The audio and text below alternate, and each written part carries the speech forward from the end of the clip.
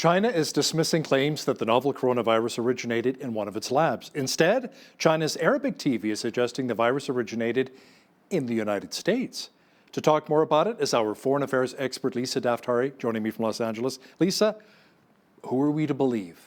Right. Surprise, surprise that the Chinese would now put out this propaganda that this virus started out in the United States. This is obviously one of its media channels. It's an Arabic station. Have we heard this before? Absolutely. They're just turning it right back at us. But in the meantime, where are the answers? And the question to the Chinese is, all right, if it wasn't produced in a lab, if this were to be an accident, did it really start in a wet market? Was it really animal to human? Where are the records as to how it started? Where's the research that's being conducted? Where are the answers to the many questions that people have all around the world? It's not just this, ping pong between the United States and China. This goes, Australia is asking for answers now, and so is all of Europe and everywhere else. This is really affecting everyone. No one is immune to this virus. It's all over the world.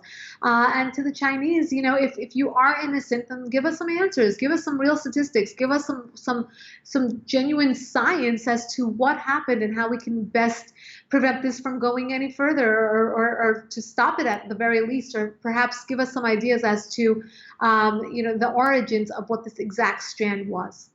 Well, White House Trade Advisor Peter Navarro said recently that it's incumbent on China to prove that the lab in Wuhan played no role in the coronavirus outbreak. Exactly, right? So if it wasn't produced in a lab, if you don't want the conspiracy theories to continue to be told and reported on, then where are the answers? In the United States, and I'm sure that's the same thing in Canada, I speak about the mainstream media as a place where, the idea that this virus was produced in the lab was a conspiracy theory. It was only on Facebook, it was only on Instagram, it was only told among friends as a joke that this was created in a lab.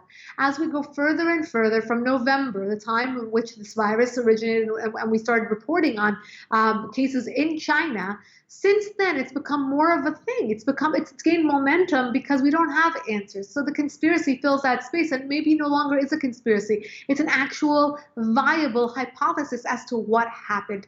And I think in this case, since we're not getting answers, we have real media outlets asking, is there a chance? Is there a possibility that this was actually produced in a lab? It appears as though the coronavirus has dealt a gut punch to the illegal drug trade, Lisa. Many drug traffickers who rely on chemicals from China to make methamphetamines, fentanyl, are seeing a short supply during the pandemic. Yeah, interestingly enough, I've never done drugs in my life, any type of drug, but the first thing I thought about when this started spreading is this is really going to affect drug trade, right? Talk about closed borders, you talk about people can't leave their homes, you talk about the quarantine, you talk about the supplies necessary to create some of the world's most profitable and popular drugs, like you said, meth and fentanyl, and these are created in Wuhan. Of course, all of the ingredients of almost all the things that we use, most random items, most expensive items, cheapest items, just go looking around your home and look at all your basic goods. They're all made in China, and drugs are no exception to that. So that the drug market is taking a big hit, and drug dealers, unfortunately, will have to look for business elsewhere.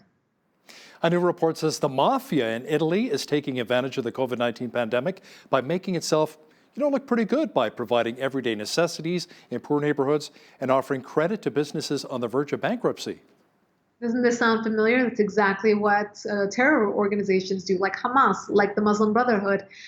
They go into places and they take over. They become the godfather. In this case, it's pun intended, right? So it is the Italian mafia that is saying, look, we'll pick up the slack. We know that people are suffering. They're making themselves come up from from their hiding places and saying, we can become a visible part of society because we can help you. We can help you with your businesses. We can help you, recover many of the things that you've lost. And Italy, as we know, can definitely use the help. The businesses are suffering there. People are suffering there. So, I think that people are going to become, or at least warm up to the idea in the short term. In the long term, what happens? The mafia gains influence. Not only the mafia, you have all types of groups gaining influence in this time. It's a time where people can really take advantage of other people's vulnerabilities. You can talk about cyber hacking as well in this case. Terrorists are online, right? Because they know that people are vulnerable. If your bank account gets hacked, who are you going to call? It's going to take you hours before you can find someone at your bank who's going to get on the phone and help you. So unfortunately, it's a time that many of the bad guys are taking advantage of good people. Now, there was a little bit of good news in Italy as that country saw its fewest coronavirus deaths in a week, but it still recorded 431 deaths on Sunday, but the daily death toll prior to that was closer to 600. Right. So it's relative, right? In all places, including Italy. So Italy having the huge numbers that they had, the statistics were so alarming all around the world. They looked to Italy as, the example of we need to flatten the curve because we don't want to have the surges that Italy had. Unfortunately, New York did have that type of surge as well. But it looks as though Italy is on its way down. What we're told and what I'm hearing from Dr. Fauci, the expert on this case and someone who's very well quoted here in the United States, is that on the way down after the surge is going to be a very slow decline. So while it was a very fast upward spring to the climax of this, it's going to come down very slowly. So day by day, we're looking at those numbers and we're hoping that they're going to decrease and hopefully very soon. So if we're looking at Italy and we're looking at those numbers come down, we're hoping that New York and other places, they experience the same thing. Now, still in Europe, Spain saw its fewest daily deaths in nearly a month as the government there is relaxing quarantine restrictions on kids. Yes. So Spain is a very interesting case. They didn't have the apparatus, the medical apparatuses to serve the number of affected people there. But at the same time, they kind of flirted with the idea of opening up their economy again, having young people and children go back to their daily activities, to not allow the rest of the nation to fall because of COVID-19. They did this. And at the same time, the headline was kind of like, Spain reopens, but they're seeing the highest numbers they ever saw. So it was kind of bad timing with regards to opening back up. But now those two numbers are going further apart, meaning that they're opening and they're seeing more people come out, but the deaths and the number of fatalities is also coming downward. So it's a good thing. They decided to go back to life as usual. Many other nations, including the United States, is dealing with the same idea of having a rollout, having some sort of plan to slowly put people back to work, back to school, and get things rolling again. We talk about the side effects of COVID-19 in only a medical realm. We don't talk about it from a psychological and economic point of view, where people are going to be homeless, people are going to be bankrupt. We're talking about big corporations shutting down. When you talk about big corporations shutting down, those are people's livelihoods, people's jobs, but also think about the mom and pop shops and businesses that cannot sustain this closure. It's gone on long enough. U.S. President Donald Trump says he's willing to give financial aid to Iran to help fight the coronavirus. Lisa, that's quite the goodwill gesture. Has he said how much? It is, but Iran kind of passed up the offer and said, no, thank you.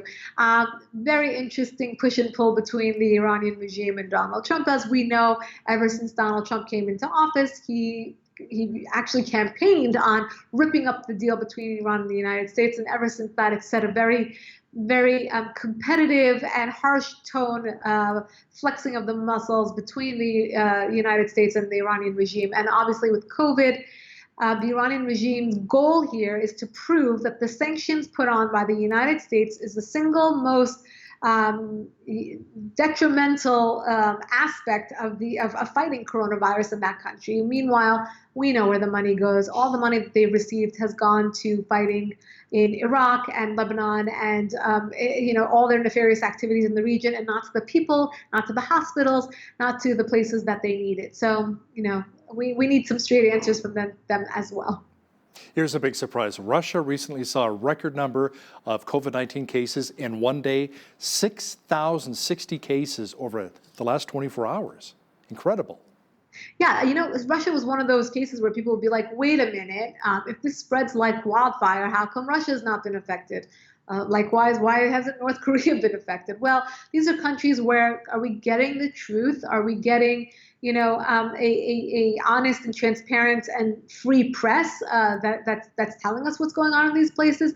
With regards to Russia, it's interesting because they closed up pretty quickly, and made sure that it doesn't go as far as it did in other places in the world. But as you cited, that's a very, very large number. The surge hit them right away, and we're hoping that it comes down just as fast as it went up. But they do now have many cases of coronavirus, and they are dealing with it at the moment.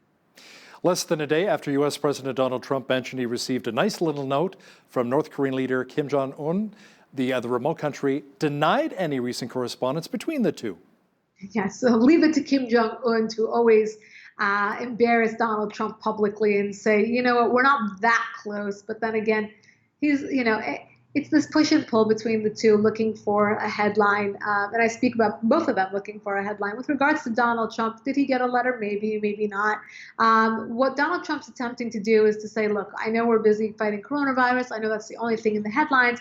But we've done some great work with regards to foreign policy. And I'm not going to let the end of my first term as president be COVID-19. It's going to be other things. And let me remind you the things that I've done. I've curbed Iran. I've put sanctions on them. Look at them. They're suffering. They're crippled.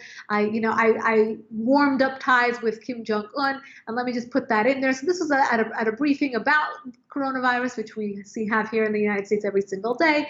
And it kind of just put it in there that, I also got a note from Kim Jong-un. Things are still good, and we're still friendly, and he's still a nice guy, and all that. So it's neither here nor there, as we say.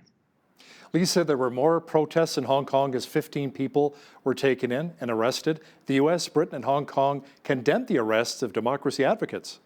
Yes, this is, China not allowing Hong Kong to take advantage of this time period. We actually talked about how, COVID-19 allowed China to get away with many things. And one of them was to get the protesters off the streets in Hong Kong. It quieted them down for a while. And remember, I know how you always ask me about Hong Kong, about the protesters. It's something that you've always kept the attention on, which is wonderful because they never gave up. And it was a very, very unique movement that it showed the momentum. It showed the disenchantment of the people in Hong Kong, and it showed that this is their one chance to prove to the world that they want free. They want to break free from China, and now they're back. They didn't forget, and the Chinese is not going to. The Chinese don't want to allow them to have that opportunity to rise up again, to organize once again, to get out onto the streets once again. They want to control this better this time around. And they've had time to think about it. They've had time to strategize, and they won't allow the people of Hong Kong to protest the way that they were doing. Lisa, let's talk about what happened here recently in Canada, Nova Scotia, the mass shooting, the worst in Canadian history. 18 people and counting found dead, including the gunman shot by police at a gas station. The mass shootings, the worst in Canadian history, surpassing École Polytechnique from 1989 in Montreal when 14 women were slaughtered. What's the reaction been like in the United States? Yeah, my condolences first and foremost to the people in Canada, to the families that were affected, to their loved ones. This was so startling. I just saw the breaking news alert on my phone, and I was startled for many reasons. First, you don't hear much of, ever, like you said, it's been, decades since we've heard of a shooting, a mass shooting of this caliber in Canada. You just don't hear these kinds of stories there, and you don't want to.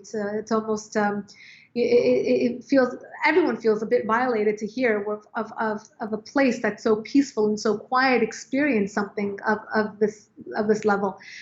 Secondly, it's a time where, at the very least, where the entire world is in facing something so chaotic, and unified in that chaos, and unified in this pandemic, that something like this should happen, that people should have to deal with something other than just trying to stay healthy, trying to stay safe, trying to keep their loved ones free and safe from coronavirus. And I think that is what really makes this even more devastating than the actual numbers, than the actual scenario, than the actual story of who this gunman was, what his agenda was, why he did what he did. and why he took all those innocent lives with him. And again, my condolences to the people involved in all of this. This is awful. I know that it really shook the world when this happened yesterday. And you know what always surprises me as well, when you talk to the witnesses, people that knew the man, this Wardman, 51-year-old denturist in Nova Scotia, he was such a nice guy. He was humble, gentle. I just had my dentures worked on a couple of months ago. He didn't say anything about this. It just blows my mind how, people say such wonderful things about this serial killer, right? Right. And a lot of these were targeted hits. Right. There were targeted hits. There's a lot of questions that need to be answered here before anyone can really pass any judgment. And unfortunately, what happens in these mass shootings is that there's such an urge to politicize this, to either talk about gun control, to talk about mental illness, to talk about workplace violence, to talk about terrorism, to talk about Islamic extremism, to talk about so many different things, and to put a label on it right away, and to really just focus in on that label. Political labels aside, in this case, it looks like, as you said, mental illness is a real thing, and it looks as though when someone leads such a normal, quote unquote, normal life, and then something like this happens, what snaps in that person? What causes that person to do that the next day? And then you think about your own life and how many people you deal with on a daily basis. How trusting we are of everyone around us, and what risk we take in just living our mundane lives.